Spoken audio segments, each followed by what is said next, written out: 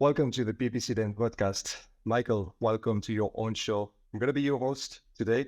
I'm Clement. I've been in the field for 9 years, so we were bound to meet. We've met 2 years ago, a little over 2 years ago, when I joined the PPC team at Badger. You have a very unique background, which I think would be interesting to share with our audience. I took some notes. I'm going to go through them and it's going to be fun. You started as a biology teacher I did, yes, and then you founded Search Scientists. I did. I don't think a lot of people are familiar with, but then right after that, you founded Badger, and both companies are still alive and kicking. You're really a leader in your field, doing a lot of free content, educational content out there in the world. Nothing sponsored, all free for everyone to enjoy. The Amazon PPC Den podcast is the longest running show specialized on Amazon PPC, and it's there to make our PPC a little bit easier, a little bit more profitable. So could you tell us what inspired you to transition from biology teaching to digital marketing? Because that's a big step. You know, there's a story when I was a teacher. They gave me some grunt work as a new teacher. They're like, give Mike, the new guy, some grunt work. And what the grunt work was supply ordering. So going around, there was like 20 science teachers going around and collecting like how many pencils does this teacher need and how many erasers does that teacher need, like going down this big long checklist. And the way that they used to do it was they handed all these teachers a piece of paper, and then someone had to go chase them all down to grab the pieces of paper, collect and write down the number, and then, distribute it out afterwards and tally it up. And I was like, why aren't we using a Google Sheet for this? Like, let me send a Google Sheet to everyone. You'll see everyone's name. We'll know who filled out what they needed and what they didn't need. And it'll be zero work. You just build a sheet. And I gave a presentation to all the science teachers, like, hey, this is what we're going to do now. And they shot it down. And I was like, what? It's, somebody came up to me real endearing. They're like, oh, Mike, that's so sweet, but that's not the way we do things around here. And I wanted to build an organization where like that stuff like that didn't happen, where like people were able to find a better way to do things so that they can take ownership of something and like move things forward. So I've always wanted to build an organization where people feel like empowered and heard and like their ideas are valued. So that was the first thing. And then ultimately I also liked the internet. I was always good with computers. So like there are a couple different components there, like teaching, you help people. I liked technology. I liked the internet. And like I put all those ingredients together and I started freelancing on the side. My very, very first thing that I did was digital marketing for a surfing website. And I absolutely loved it. I was like blogging for them or do Google SEO, and that was fun. I started like a food dehydrator site where I was like, trying to rank for like become an Amazon affiliate site. And then slowly but surely, I realized like the thing that struck out to me the most was like paid traffic as a service. It was a pretty cool thing to like get into. I had like the technical challenges behind it. It was like like a game of chess. Like how are you going to set up your campaigns and launch them? I really enjoyed that. Yeah, there's a bit of strategy there that is really appealing, and that's how Search Scientists was born. Mm-hmm. That was 2016. I think earlier. Earlier than that, earlier, yeah. You were early in the game. I think so, yeah. Do you have any other lessons that you took from teaching that you were able to pour into your current? Yeah. I do think teachers have a unique ability in a business context because they have to be very organized with how they think about delivering some information to others.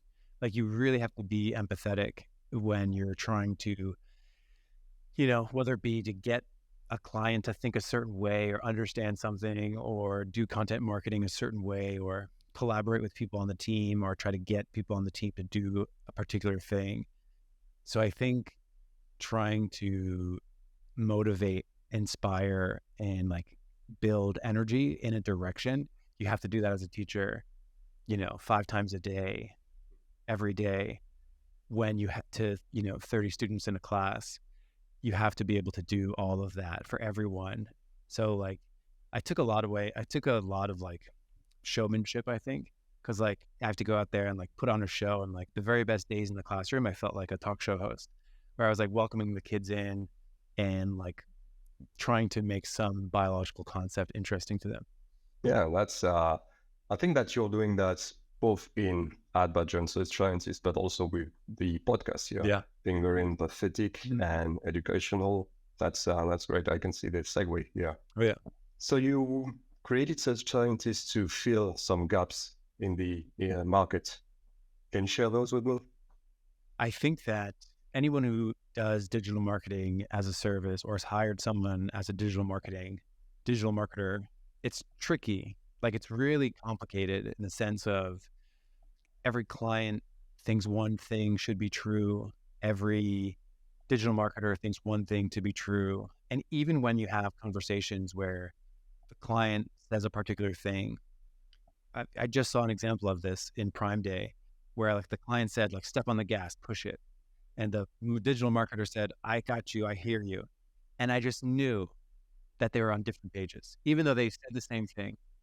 So that lesson of really confirming people's understanding, like that was a big thing in teaching, where you teach a lesson and you have to like confirm that the student is able to understand a particular thing, like the hierarchy of learning, where you need to get them to confirm what they think. I think that's a big thing that's benefited me a lot, whether it be on a sales call or a client call, or if there's some kind of issue, like really understanding where people are to like get true understanding, to like really hear them. So I think that was a little bit of a superpower I learned from. Yeah, because a lot of challenges in relationship comes from misunderstanding, and being able to make sure you're at the same level at the beginning will negate that. Yeah, I hear you on that. Yeah, because sometimes people, they feel like they understood, and they're gonna say in all honesty, yes, I get that. Right. They miss something, right? Moving to Adbadger, so you created a SaaS. You moved from services to SaaS. Now they are a little bit integrated. I want to go to the foundations of that new journey. What challenges you faced at the early stages of creating that new company? I think one of the interesting shifts, not only from service to software, but also from bootstrapper, which is let's fuel the company with customer growth, but switching to let's fuel a company with other sources of capital, meaning I really tried to create Adbadger to be a startup, which is build something and then sell it, as opposed to services where you sell it right away. Like you can't do a service for someone unless you've already gotten someone to say, I want that from you. Whether you're doing it early for free, just to build up a portfolio, or you're charging for it, like you're operating the business with very little gap between selling the thing and doing the thing.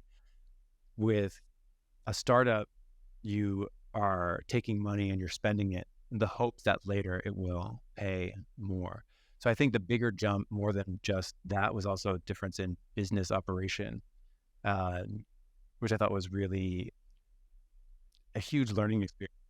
But that was one shift that I had to make when I made that transition.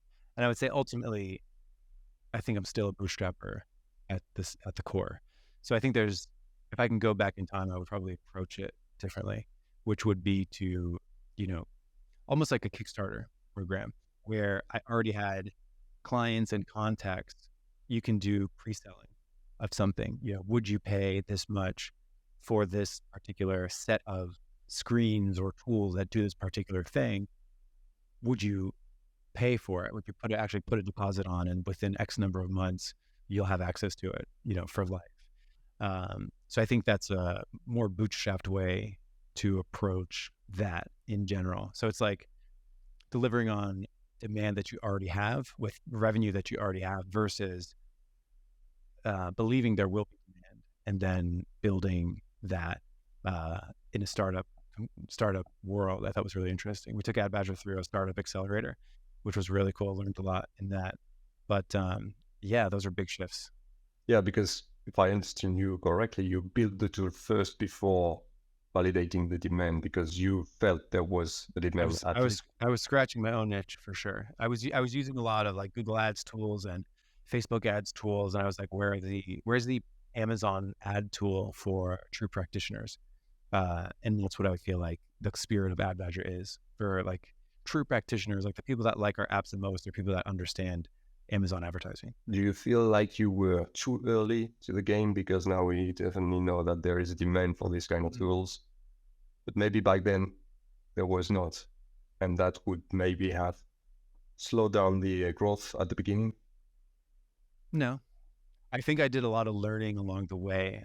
Like I wish I knew what I know now, starting it in 2017, because 2017 was a long time ago. Yes. 7 years, AdBadger has been a thing, which is really cool to have a piece of software alive for that long. Like, I don't know what the average lifespan of a software is, but to have AdBadger grow as a software over time, I think is really cool.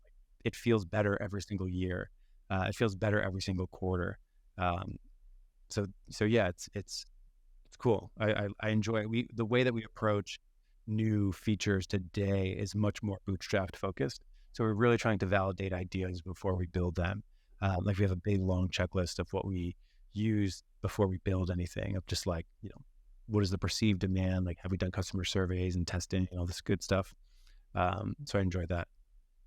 I feel like you've built more than just a software. With AdBadger, you've built a community. Like I said, I keep going back to that, but the educational content you're putting out there is just top notch. It's really cool to have. Thank you. All those really cool brains coming to the show and sharing stuff. Oh yeah. Really nice. And again, everything for free. Yeah. So that was cool. Now, how would you say your role as CEO has evolved? And I want to ask what a typical day is for you. How do you start your day? Lots of meetings, I guess. I know I'm in some. Well, I'm living the Barcelona lifestyle right now, which is not my normal schedule. But what I would say, I think one of my struggles as a CEO is like, I really like to do the stuff.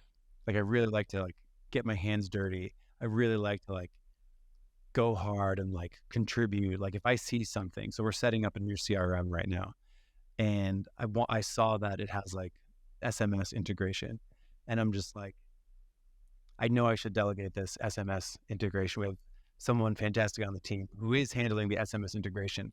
But like, there was a big part of me that was just like, man, I want to do it myself. Like, I love getting in there. I love like learning what the technical setup of creating a CRM that can text and call people, and incorporating SMS messages into marketing automation flows. Like, I love that stuff. Like, it enlivens me. I can do that stuff all day. So I think in terms of that component, I think that's one of my biggest areas of reflection, which is like, we have a fantastic team, like pass the ball a lot. And that's something that I'm always working on.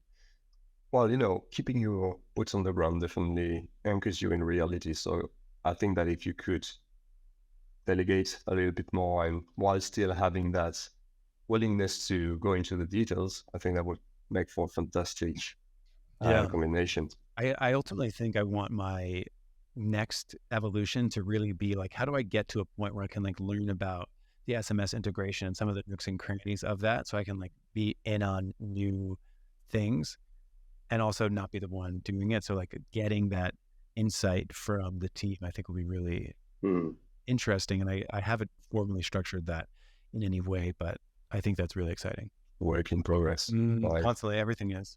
Yeah, sure. Let's move on to a little bit of your perspective on the industry. It's going to be very broad, but what do you think are the most basic misconceptions people have when it comes to Amazon's advertising platform? I think that if you're listening to the show, we go really hard into Amazon advertising. We cover a lot of different topics, deep, dense topics. And I think it's very much a bubble. I think most advertisers and most brands are not as technically proficient as someone who listens to the show. So when I think of like the grandest problems that are affecting Amazon brands, I think a lot of them are actually foundational, like down on level one, like understanding the relationship between paid traffic on Amazon and organic on Amazon, understanding the components of a good product structure on Amazon advertising. I think some of those fundamentals are still so vast, like even the foundational stuff is massive, that I still believe that those are the basics. Like those basics are still some of the most valuable things that are misunderstood at the majority of brands. Because it's difficult to wrangle because the foundations are sort of evergreen, like they never change. They're always going to be there. So but you don't hear about it a lot. You hear a lot about like new stuff and something new, something different, a new tweak on something old. Like you hear about all this cutting edge stuff. So if you're just walking into the river that's rushing by you, you don't know the components of what the water is. So I think like that sort of like fundamental understanding is still something incredibly valuable to so many brands. I hear you. You want to go and make sure you have the basics cleared up before going for the shiny object and the latest trick in the book. I mean, I've met people whose only understanding are the shiny tricks. And I think that they get lost so much because they don't know what to do. Like, okay, I tried something in my campaigns and it did this. I have no idea what to do next because like in something that I heard, it's supposed to do that and it did this. So I don't know what to do now. Do you think they are going for that because other people that are putting content out there are looking to clickbait people, but maybe not in a bad way, maybe not in a pejorative way, just because that's what the market demands, the next quick fix, and that's how they fell for it? Yeah, I think we as humans fall for that. Just in general, I follow a lot of like fitness de-influencers. Okay. Where it's like a doctor or a nutritionist who comments on fitness influencers. They comment on that and talk about, this person said like, if you drink a Coca-Cola, you're dead or you're going to die or like you're the worst person ever. And like they'll break down like it's totally acceptable you can live a totally normal, healthy life and have a Coca-Cola every once in a while. So I think the same thing can apply to our industry, the digital marketing industry in general, not just Amazon, because it's true. Like, I think in our industry, there's a lot of like survivorship bias, meaning I did this thing and it worked for me. There's lots of context that I'm potentially not even aware of. And your context might be completely different. Maybe my product is a smash hit and I have an influencer pushing it and you don't. And like, you're just starting off and you're going to do the exact same marketing setup I am. And you're going to completely fail because like you're missing a lot of the context. Like that doesn't make for great content. I think one of the things that people like about this show is like, we generally try to talk about that. We generally try to say, well, this worked because of this situation. So like if some of these variables are the same for you, you might find good success with this particular strategy, or like, this is the fundamental concept behind this strategy. And like the fundamentals are going to be universally true. I think those kinds of things help you see the forest through the trees. They help you understand the root cause and they put you into the mindset of like a researcher to like test and study, to like do something and then tweak it, do something and then tweak it. Yeah, I really don't believe in one size fits all. Right. Blanket fire strategy. I always tell my client to follow the data, and if I say something the data proves me wrong, then that's fine. Yeah, let's just go for it and always be testing again. Yeah. So coming back to that, do you think AI and machine learning how do you think they're gonna affect our sales in the coming months? It's funny. I think I've said this for years. Like if you have a background and experience with Google ads and Facebook ads, you are going to be a lot better at Amazon marketing. Google Ads has something called Performance Max campaigns, which you give a lot of control over to Google and like their process. Like you don't pick keywords, you don't pick a lot of the things that you traditionally pick. You don't set bids, you set a target, amount of conversions, you set a target ROAS, and you then try to inform it. So like you try to nudge it along with like maybe this audience or this demographic, or like, let me tweak the creative here. It's completely different than like keywords and bids. It's become, there's still a huge list of things you can do with a Performance Max campaign, but they're not bid optimization. They're not like, what's my placement bid? They're not those things. So I think that, and like, why is it not those things? Because the mathematics of like what your bid should be is ultimately like, if you were to list out all the things that your bid should be, it's like expected value of the next click for that particular person based off what that particular person has done in the past, and like based off, who they are and what they normally buy and what their price range is and what they're doing, if they previously searched something, and like what time of the day it is for them. Like all these different components come into play when like really predicting like the value on a per person basis. And it's less important of like where your placement is, because you get so much feedback when you're studying everything. So I think ultimately like that will be a major part of any digital marketer's journey, which is I was doing a lot of heavy lifting technical work. I was like configuring it the right way. I was like doing all these things a way that's better than somebody else. But I think ultimately like some of those hard decisions will be handed over to AI, and the roles will shift a lot. Higher order problems, like more zoomed out components. So I think like today, a really easy example of that is like, what's the hardest part about Amazon advertising? I think one thing that's pretty hard is like understanding where a product fits into the market. So understanding where your product fits into the market in terms of like who's to the left and right of you, who's just ahead of you and who's right behind you. And like, how do you do more of the things of like the people ahead of you and do less of the things people behind you? So like understanding, the way that their words are optimized is, I believe, going to be less valuable. Like even on Google SEO, they talk about how it's like a post keyword world, meaning you don't need a perfectly optimized page anymore on Google to rank for a word. You can just have something and then naturally talk about it. And even if it's not perfectly SEO optimized, Google still ranks pages because Google's interpreting it. Like it's you have to be less technically sound than you once did in order to rank higher.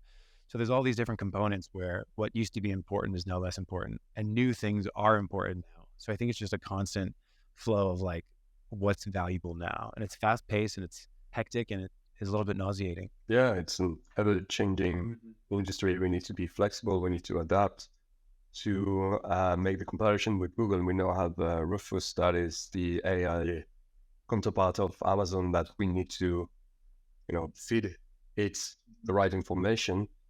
We need to learn how to do that. So we need to stay on our toes and keep adjusting.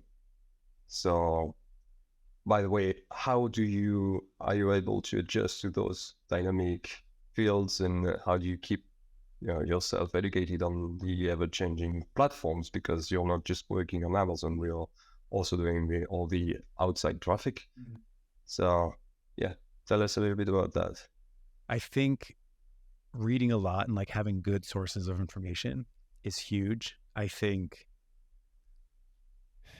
I hate to say it because I'm also on social media, but I actually think social media is a bad way to absorb new information.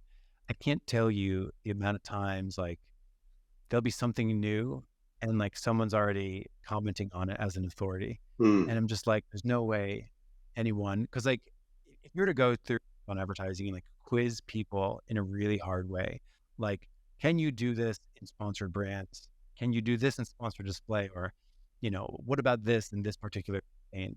Like those are really down in the weeds questions that can be easy to like not keep track of, because like Amazon's constantly changing it. And I think social media is like a scary place in that regard.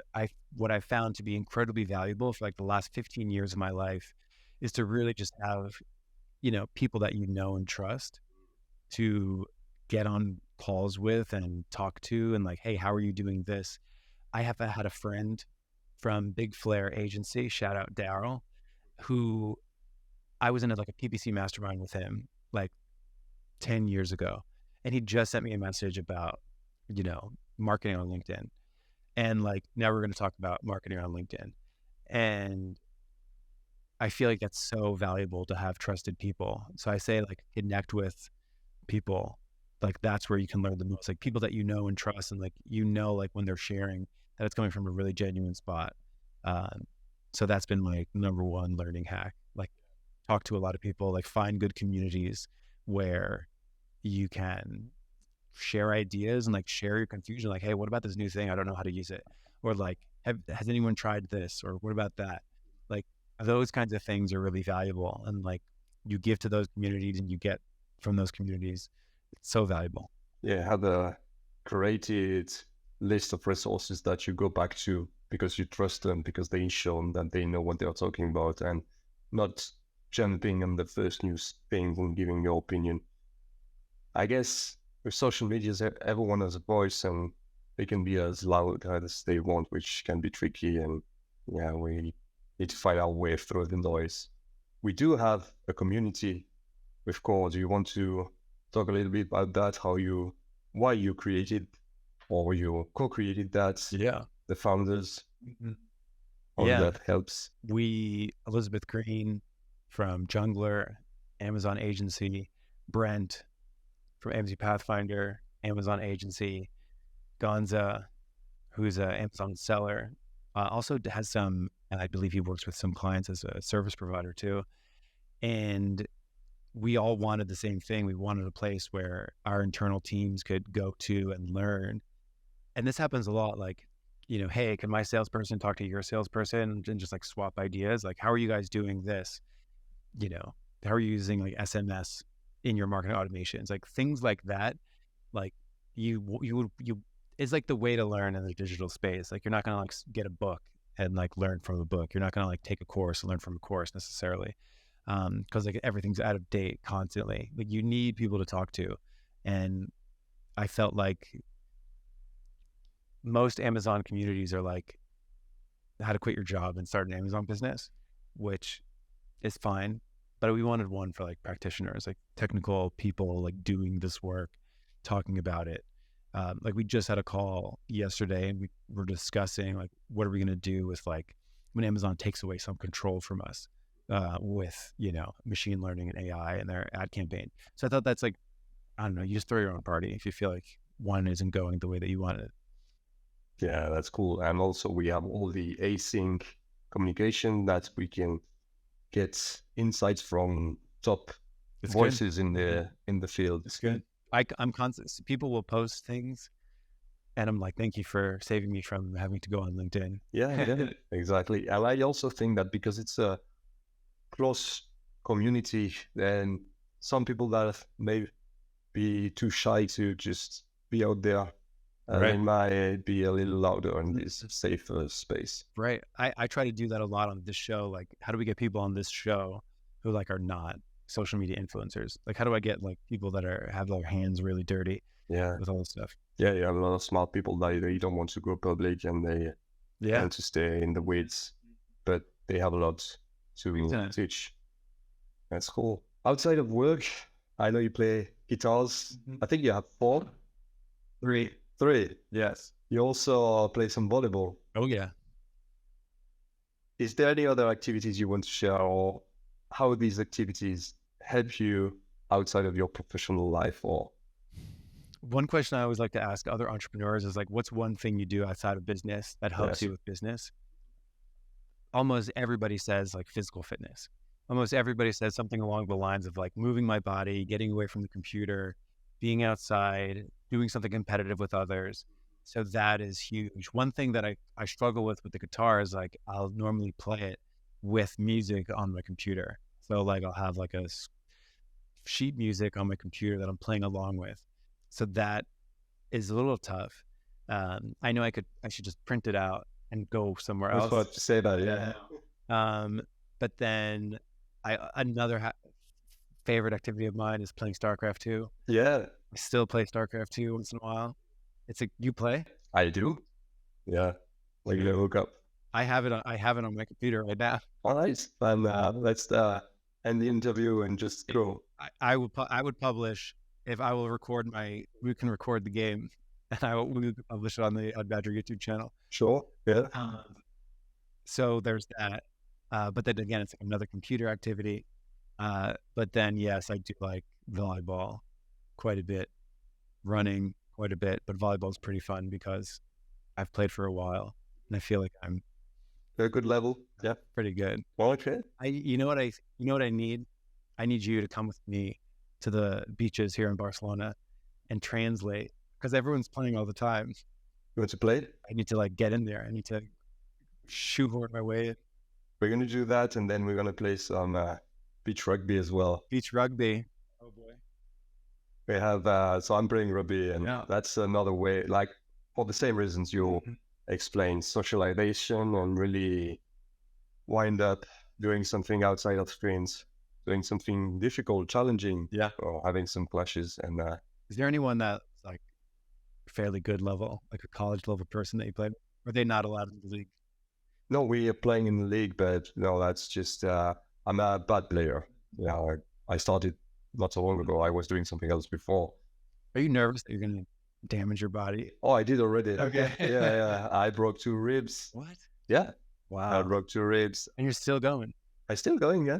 Wow. Well, that's just, I'm not going to say that's part of the game to just damage yourself, but that happens and it's fine. Really fine. Wow. Yeah. On volleyball, you have... Sometimes I'll just jump and hurt myself, but no, it's not as high contact. No, for sure. But yeah, that's enlightening. Anything else outside of guitar, StarCraft 2, and volleyball? Running, big time runner. Yeah. A good one. Listen to Ad Badger while running. Listen to Ad Badger. Listen to this podcast while you go running. That's the way to do it. Or washing dishes. That's a podcast activity. Sure. Walking. It's a good podcast activity. We should mention out we're here in Barcelona. Yeah, that's how we met in person. Mm-hmm.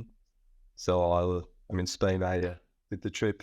Yes. Just go and chill with you. Yes, that's great. I really enjoy the time zone. Mm-hmm. The time zone's great. You can wake up in Europe, spend time with your family. Then it's noon, 1 o'clock. You mosey on in. What time is it in New York right now? It's 3 o'clock for us, but it's like 5 hours. It's 8:42. New York hasn't even started work yet. It's great. Yeah, you have a lot of deep work time, which I'm enjoying as well. I'm building our wiki, which I'm really excited about. I don't know if you've taken a peek at it. Yeah, installing ClickUp Brain, which I'm really excited about. It's going to be good. It's good. Yeah. So looking forward, what do you think people would be excited about regarding Ad Badger's new developments? Mm-hmm. In terms of I'll start with our services. Yeah. We do have a small roster of services clients where we try to study Amazon advertising so we can use that intel in our organization to turn around and build better software. And I think with our services, in the same way that you would want to do it with software, is like determining the perfect blend of activities that you would do in an account for maximum impact. I think that in and of itself is such a valuable tool to like, how often should you do a particular activity and why and how do you do it efficiently? One thing that really excites me is nailing down that internal system of like what makes great Amazon marketing optimization. So take a simple activity where we had a client who we wanted to ensure they wanted to do a volume play, like their market was constricting a little bit, and they wanted to know that they were in a very strong search term impression share rank position. They wanted to be like, for this search term, I just want to know if I'm in like position 1 or 2. So you download a search term impression share report, you look at the ranking, and then you have this activity, which is like a client who wants to maximize their visibility. how do you do that? So you go, you get the search and impression share report, you download it, you find areas that are worth getting in a higher position. And then you have a list of terms now to like increase. You have a list of keywords and product targets to go increase. How do you do that quickly? And it's like, to me, like I would go use a bulk file. So I love having the conversation of like, how often does everyone use bulk files? Like, do we all know how to do this? So I really like the idea of like mapping out problems and solutions and like, how do you solve each thing as a team? That takes me back to like my teaching inspiration. So in terms of services, I'm really excited to like map stuff out. And along with that, it's like, how do you build software that does that process? Like, how do you identify the perfect flow of activities and like what the biggest problems are and how to diagnose them? So basically identifying an issue, resolving the issue manually, and how to optimize that. Yeah. Like that. Yes. It's great. One thing I'm excited about for the software is, the quote, half my advertising is wasted, but I don't know which one. I think if you ask any Amazon marketer, how often do you check, like during a campaign audit, everyone does the same thing. Download your search report, spend greater than 0, orders equals 0. So you have non-converting spend. And then you go to the brand and you're like, look how much wasted spend you have. And then they never refer back to it again. So like, I'm really excited to begin like tracking that process. I like that. So like doing something with spend allocation. I love that topic. Well, last one I have for you. What advice would you give someone looking to start their own journey into the digital marketing industry today?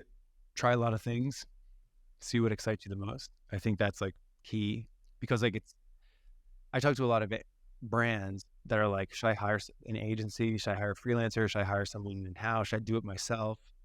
And I always tell them like, it can be a very, very much a grind. Like you have to enjoy it. Yes. So like do a bunch of different things and see what you actually enjoy. Like, I know it might sound weird, but like I genuinely enjoy like downloading a search report and like running filters on it and combining it with another thing, another spreadsheet, and like mashing them together and like then going and taking action and seeing what that action does. Like that kind of stuff is really exciting to me. And as is the client relationship as well. It's so dynamic. Like different clients have different temperaments. I learn a lot from clients. So like finding something that someone really enjoys, key. It's key. Do you believe in the concept of starting fast and failing fast? Starting Anything. Yeah. Like you said, experimenting. So starting and experimenting as quickly as possible, and then failing and learning from it and starting a new one. Repeating that circle as fast as possible. Quick iterations. Yes. Yeah. I think it could be actually quite natural for me to like iterate so fast in my head. Like I just walked from my apartment here to here, and I just had an idea that was like really enticing to me. I was like, man, we should really do that. So like understanding when to iterate and how to iterate should be guided by customer feedback. And like, you should always try to validate your ideas, and you can validate them in as simple as a survey or like just talking to people. And then like validating their answers too. It's like, well, would you be willing to pay for it? That kind of thing. So I think like seeking validation and like, how do you know if that's a good idea or not? And then yes, like dipping your toe in the water. One of my favorite books is The Lean Startup. Yeah. One of my favorite books, which talks a lot about like build something, measure the impact of it, learn, and then tweak it. And I think that in our industry, it can be easy to build, measure, learn very quickly. But at the same time, I also think it's worth like working a process so that you're not just going on a walk and changing your whole business. And sure, and documenting your journey there so you don't lose any steps in the way. Right. Well, Michael, thanks for your time, your insights, sharing all that. It was fun. Oh yeah. Do you want to send anyone anywhere, or do you want to have the last word for today's podcast? I think people should go to the Calm app and meditate and relax. Summertime. Slow down. Yeah. We just come out of Prime Day. Today's the 18th. Take a breather. Yes. Yes. Deserve it. That's what I was doing at 5 a.m. this morning. I was meditating. So I encourage everyone to take a breath. That's it. Relax. We've got links in the description to what I think is one of the best Amazon Marketing Resources, which is our big old checklist Yes. of all these episodes, organize and categorize. Mm-hmm. So whatever you need to work on, we've got for you. Cool. Well, Michael, enjoy your stay in Spain. I'll be enjoying your company more. Thank you. I really like going to a restaurant with you so you can order Yeah. some food. And well, you did try to order. I can order. Aqua Syngas. That worked well. Thank you, Clement. Thanks, Michael.